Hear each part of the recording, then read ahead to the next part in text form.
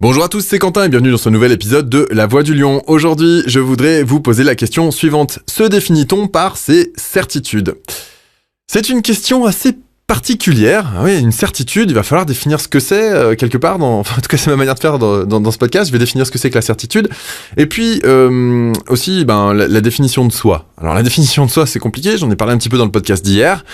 Pourquoi est-ce que je pose cette question aujourd'hui ? Bien parce que il y a une personne proche de moi qui m'est très très chère, qui a une dizaine d'années, à qui j'ai posé la question est-ce que tu crois que tu peux te définir par tes certitudes ? Et alors, elle m'a donné une réponse que je trouve savoureuse. Elle m'a répondu la chose suivante. Maintenant que tu me poses la question, j'en suis plus si sûr. Je trouve ça magnifique.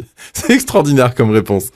Alors, comme je l'ai dit tout à l'heure, je vais définir ce que c'est que ta certitude. En ce qui me concerne, pour qu'on parle le même langage. La certitude pour moi, c'est une croyance solide, immuable, qui n'est pas du tout là pour être remise en question. C'est quelque chose de certain. Ça ne bougera pas, ça n'avancera pas, ça ne changera pas. Donc c'est en équilibre stable. Maintenant, à partir de cette définition de ce qu'est la certitude, je voudrais réfléchir sur la notion suivante. La notion d'équilibre statique et d'équilibre dynamique. Qu'est-ce qu'un équilibre statique ? Eh bien, un équilibre statique, je vais vous donner deux images, vous allez le voir tout de suite, c'est un objet posé sur une étagère. Ça, c'est un équilibre statique, ça ne bouge pas, c'est posé là. Et tant qu'il n'y a pas de mouvement, il n'y a pas de raison que ça bouge.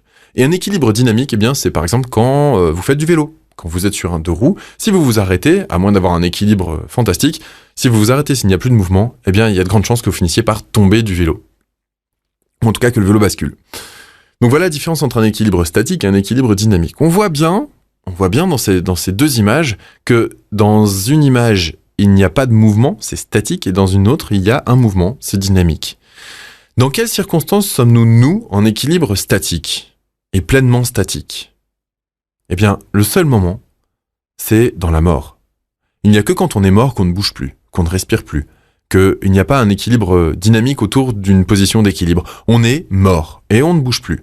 Donc, chercher un équilibre statique quelque part, eh bien, c'est rassurant pour l'inconscient parce que les choses arrêtent de bouger et du coup, on sait mieux où elles se situent et on sait mieux où on se trouve. D'un autre côté, eh bien, c'est symbole de mort, c'est symbole du fait qu'on n'avancera pas sur ce sujet-là. Et je crois que ces deux images d'équilibre statique et dynamique sont vraiment, vraiment intéressantes pour appréhender toutes les phases de la vie. Donc si on cherche à se définir par ses certitudes, maintenant, on va revenir à la question première de ce podcast. Si on cherche à se définir par rapport à ses certitudes, ça veut dire que quelque part, on a besoin de se rassurer dans certains domaines. Et dans ces domaines-là, eh bien, on n'avancera pas. Ce sont des domaines dans lesquels on avoue que on est mort. Et que on ne sera pas dans le mouvement. Bien, quelque part, c'est pas grave, on a tous besoin de choses qui ne bougent pas pour pouvoir s'appuyer quelque part. Parce que, je dirais, évoluer en permanence sur des sables mouvants, ça demande une personnalité très très forte, et puis ça demande aussi d'avoir un équilibre avec une assurance extraordinaire. En revanche, même si on prend appui sur certains points qui ne bougent pas, eh bien, il y a certains autres qu'on peut faire bouger peut-être plus facilement et dont on peut s'extraire au niveau de la certitude.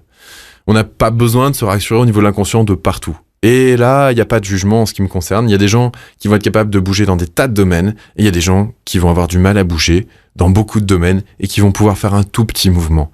Eh bien, rien que ce mouvement-là, moi, je le trouve fantastique. Rien que ce petit mouvement-là, eh bien, je le trouve très très fort. Vous prenez par exemple quelqu'un de maniaque, quelqu'un qui pose toujours ses affaires au même endroit, qui range tout exactement à la même place, tel que la veille, qui fait exactement les mêmes courses toutes les semaines, qui achète exactement les mêmes produits, qui a un comportement qui est sans arrêt calqué sur quelque chose qui ne bouge pas et qui est très rassurant. Eh bien, cette personne-là, peut-être qu'un jour, il y a une étincelle de vie qui va jaillir et qui va faire modifier son équilibre. Une toute petite.